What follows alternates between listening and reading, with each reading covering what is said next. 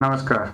आज हम कक्षा 12 का पाठ 6 वित्तीय क्रियाओं के बारे के महत्वपूर्ण कुछ प्रश्न उत्तरों के बारे में चर्चा करेंगे जो परीक्षा में पूछे जाते हैं। तो आइए शुरू करते हैं।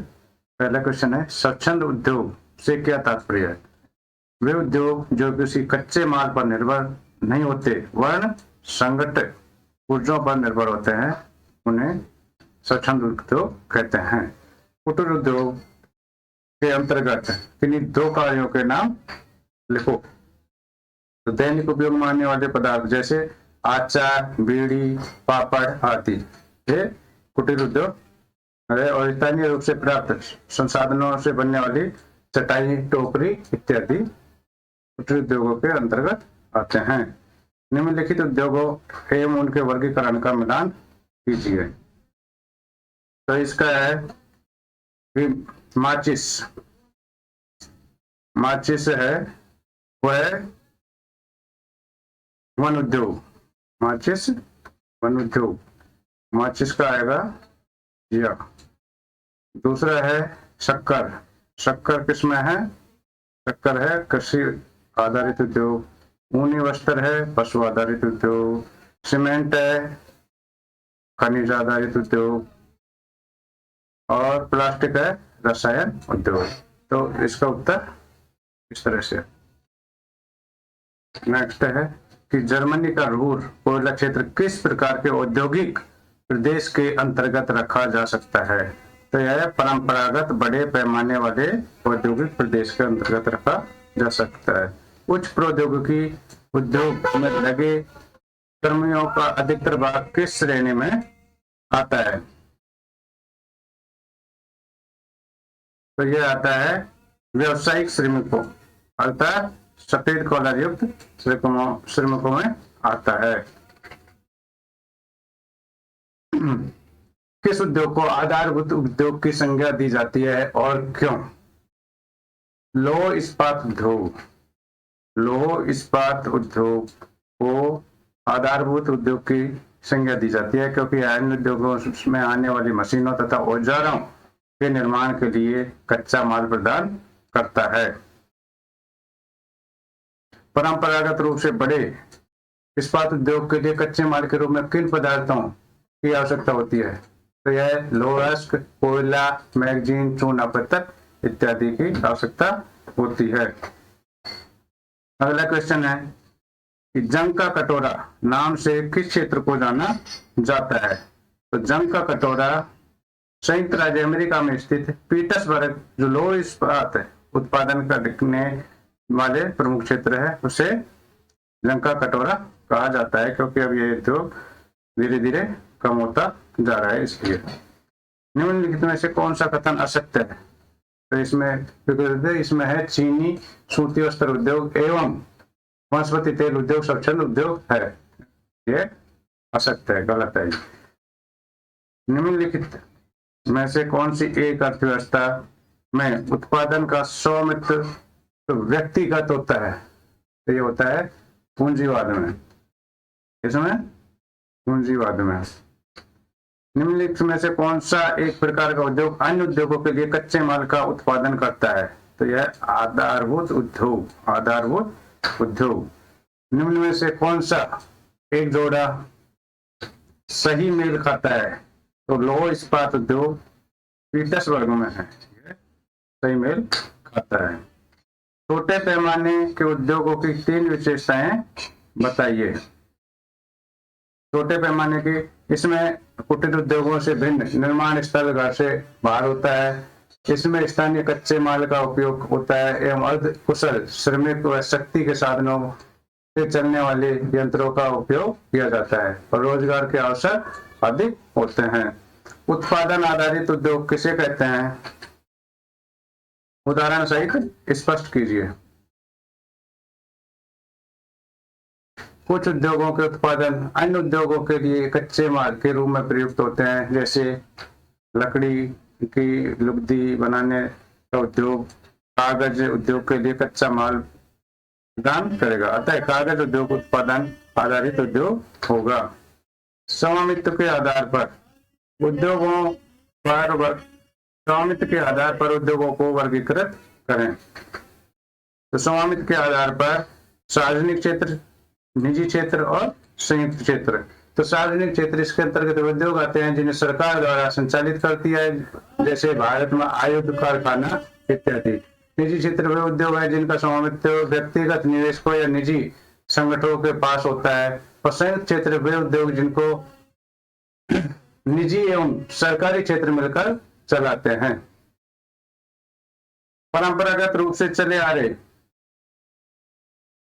उद्योगों चले आ रहे बड़े पैमाने वाले औद्योगिक प्रदेशों की तीन विशेषताओं का वर्णन कीजिए। तो औद्योगिक इकाई के आसपास का वातावरण आकर्षक नहीं होता है, स्वच्छता एवं सफाई की विशेष व्यवस्था नहीं होता, किसमें परंपरागत रूप से चला आ रहे, प्रदूषण की समस्या बनी रहती है, रोजगार का अनुपात अधिक रहता है। नेक्स्ट, और श्रमिकों के लिए आवश्यक सुविधाओं की तरफ ध्यान कम दिया जाता है। आधुनिक औद्योगिक क्रियाओं की प्रमुख विशेषता है। आधुनिक औद्योगिक क्रियाओं की मुख्य विशेषता है कि आधुनिक निर्माण क्रिया बहुत सारे यंत्रों पर निर्भर है। अत्याधुनिक एवं विकसित यंत्रों का प्रयोग किया जाता है। कार्यों को विभाजित या वर्गीकृत करके विशिष्ट कुशलता प्राप्त व्यक्तियों को कार्य में लगाया जाता है। प्रबंधन स्तर पर प्रशासन एवं अधिकारियों की नियुक्ति की जाती है। पूंजी निवेश अधिक होता है। उत्पादन में लागत कम करने का प्रयास किया जाता है। नेक्स्ट क्वेश्चन है कि संसार के कुछ क्षेत्रों में प्राकृतिक संसाधनों को प्रचुरता के बावजूद औद्योगिक विकास नहीं हुआ, क्यों? उदाहरण देकर स्पष्ट कीजिए। तो संसार के कुछ क्षेत्र जैसे अफ्रीका में प्राकृतिक संसाधनों की प्रचुरता है, यहाँ प्राकृतिक संसाधन है, किंतु औद्योगिक प्रगति आशा के अनुरूप नहीं हो पाई और विश्व के अन्य देशों की अपेक्षा पिछड़े रह गए हैं। इसका कारण है इन क्षेत्रों में जैसे अफ्रीका के देश नाइजीरिया, जिम्बाब्वे आदि आधारभूत अवसंरचनाओं में कमी, राजनीतिक अस्थिरता, आवश्यक तकनीकी का अभाव एवं आर्थिक कमजोरी है। उद्योगों की स्थिति या अवस्थिति को प्रभावित करने वाले वे कारक कौन से हैं जिनके कारण उद्योग अपनी लागत घटाकर लाभ बढ़ा सकते हैं? तो उद्योगों की स्थापना करते समय इस बात का ध्यान रखने की आवश्यकता होती है कि इनमें कम से कम लागत पर अधिक से अधिक लाभ कमाया जाए। इसके लिए निम्नलिखित कारकों को ध्यान में रखा जाना आवश्यक है। पहला है बाजार की उपलब्धता या बाजार का नजदीक। बाजार से तात्पर्य उस क्षेत्र में तैयार वस्तुओं की मांग और वहां के निवासियों में खरीदने की क्षमता है। कम जनसंख्या वाले क्षेत्र में छोटे बाजार होते हैं। बड़े बाजार जैसे यूरोप, उत्तरी अमेरिका, जापान जैसे क्षेत्रों में लोगों को क्रय क्षमता अधिक होती है। कच्चे माल की प्राप्ति। कच्चा माल उद्योगों के पास सस्ता और सरलता से परिवहन योग्य होना चाहिए। उदाहरण के लिए कृषि प्रसंस्करण, डेयरी उत्पाद कृषि उत्पाद क्षेत्र के समीप ही संसाधित किए जाते हैं। श्रम आपूर्ति। यंत्रीकरण ने उद्योगों के में श्रमिकों पर निर्भरता को कम किया, फिर भी कुछ प्रकार के उद्योग अब भी कुशल श्रमिकों की आवश्यकता होती है। उदाहरण चिकित्सा, खनन कार्य, फार्मा इत्यादि। शक्ति के संसाधन। वे उद्योग जिनमें अधिक शक्ति की आवश्यकता होती है वह ऊर्जा के स्रोतों के समीप लगाए जाते हैं। उदाहरण के लिए एल्युमिनियम उद्योग। परिवहन संचार की सुविधा। कच्चे माल को कारखानों तक लाने के लिए और तैयार माल को बाजार तक पहुंचाने के लिए द्रव और सक्षम परिवहन सुविधाएं औद्योगिक विकास के लिए आवश्यक हैं। उदाहरण के लिए पश्चिमी यूरोप और उत्तरी अमेरिका के पूर्वी भागों में अच्छा परिवहन तंत्र विकसित होने के कारण इन क्षेत्रों में उद्योगों का संकेंद्र हुआ है। सरकारी नीति। संतुलित आर्थिक विकास हेतु सरकार प्रादेशिक नीति अपनाती है जिसके अंतर्गत विशिष्ट क्षेत्रों में उद्योगों की स्थापना की जाती है। नेक्स्ट क्वेश्चन है कि उच्च प्रौद्योगिकी उद्योगों नगरों के परिधि क्षेत्रों में क्यों विकसित होते हैं? तो उच्च प्रौद्योगिकी उद्योग में वैज्ञानिक एवं इंजीनियरिंग उत्पादन को निर्माण कार्य किया जाता है। इसमें शोध की जरूरत होती है। इसमें श्रमिकों का अधिकांश भाग दक्षता प्राप्त होते हैं। अधिकांश कार्य कंप्यूटर एवं संयंत्रों द्वारा संपन्न किए जाते हैं। इन उद्योगों के स्थानों पर साफ सुथरे विशाल भवनों, कार्यालयों एवं प्रयोगशालाओं से युक्त होते हैं। इन्हें प्रौद्योगिक ध्रुवी कहा जाता है। ये नगर के परिधि क्षेत्र में इसलिए होते हैं क्योंकि नगर के बाहर क्षेत्र में सस्ती और अधिक भूमि उपलब्ध होती है। नगर के बाह्य क्षेत्र में आंतरिक क्षेत्र की तरफ यातायात की सुविधा उपलब्ध होती है। छोटे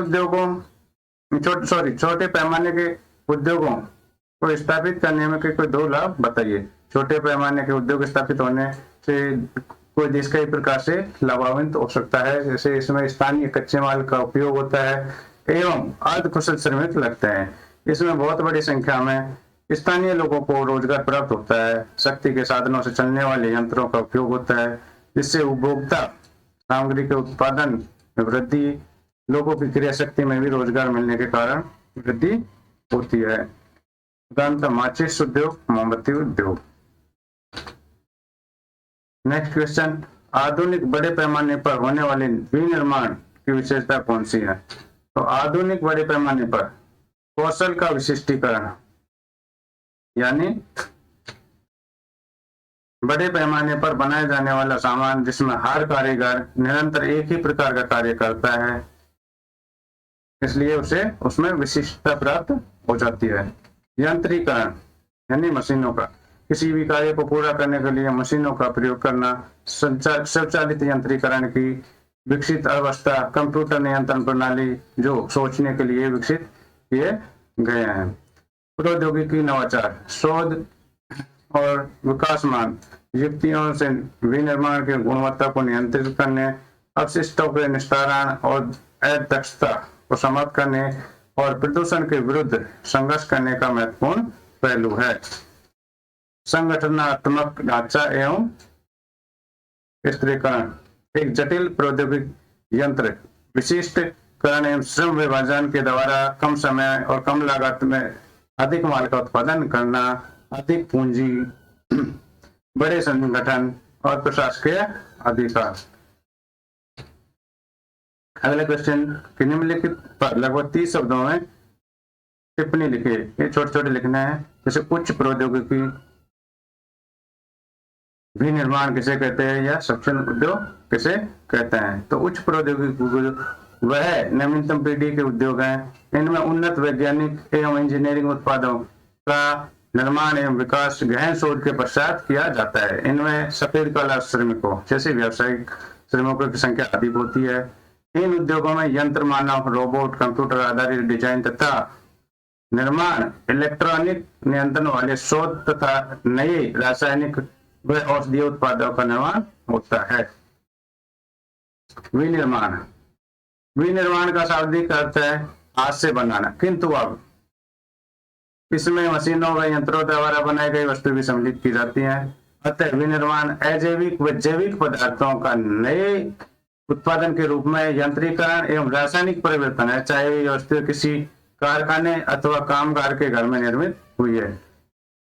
स्वच्छंद उद्योग, इन उद्योगों की स्थापना में परंपरागत कारक प्रभावी नहीं होते, बल्कि इन्हें कहीं भी औद्योगिक संकुलों के द्वारा स्थापित किया जा सकता है, क्योंकि इन उद्योगों को तैयार माल का कच्चा माल दूसरे उद्योगों को प्राप्त होता है, जिनमें क्षति का स्तर बहुत ही कम होता है। ये उद्योग संगठन पुर्जों पर निर्भर होते हैं जो कहीं भी प्राप्त किए जा सकते हैं। प्राथमिक एवं द्वितीय गतिविधि में क्या अंतर है? इंपॉर्टेंट प्रश्न पूछा जाता है। तो प्राथमिक गतियां, इनमें वे मानवीय क्रियाकलाप आते हैं जो सीधे पर्यावरण से जुड़े होते हैं, और द्वितीय क्रिया इनमें मानवीकरण क्रियाकलाप आते हैं जिनके द्वारा प्राथमिक उत्पादों के गुणों व स्वरूप में परिवर्तन करके और उन्हें अधिक उपयोगी व मूल्यवान बनाया जाता है। दूसरा, प्रकृति से प्राप्त पदार्थ का उपयोग बिना पदार्थ का उपयोग बिना प्रसंस्करण के अथवा अल्प प्रसंस्करण के उपभोक्ताओं द्वारा कर लिया जाता है, जबकि द्वितीय क्रियाओं में विभिन्न यांत्रिक और मशीनीकृत प्रक्रियाओं के द्वारा प्राथमिक उत्पादों को प्रसंस्कृत करके उत्पादन करने के बाद उपभोक्ताओं के उपयोग के लिए भेजा जाता है।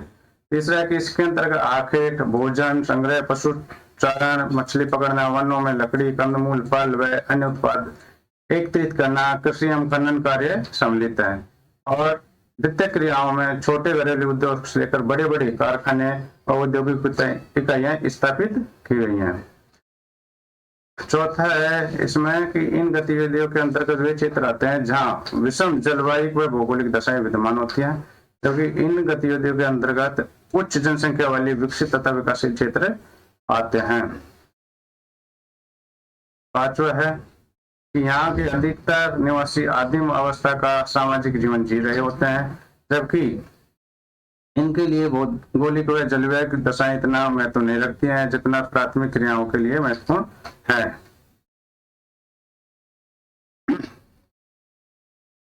और लास्ट है कि ये वे क्षेत्र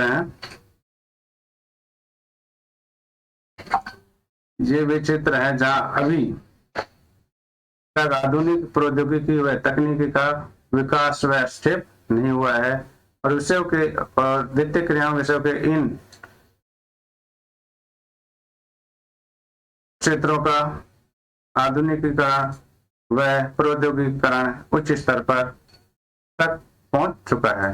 तो इस तरह से हमने आज भूगोल का अध्याय 6 द्वितीय क्रिया कक्षा 12 के कुछ महत्वपूर्ण प्रश्न उत्तरों के बारे में विस्तार से चर्चा किया है, जो अक्सर परीक्षा में पूछे जाते हैं। तो यह वीडियो आपको उपयोगी सिद्ध होगा, ऐसी मुझे आशा है। यदि वीडियो आपको अच्छा और उपयोगी लगे तो इसे लाइक, सब्सक्राइब करना ना भूलें और अपने दोस्तों को शेयर करें जिससे इसका और भी लाभ उठा सके। धन्यवाद।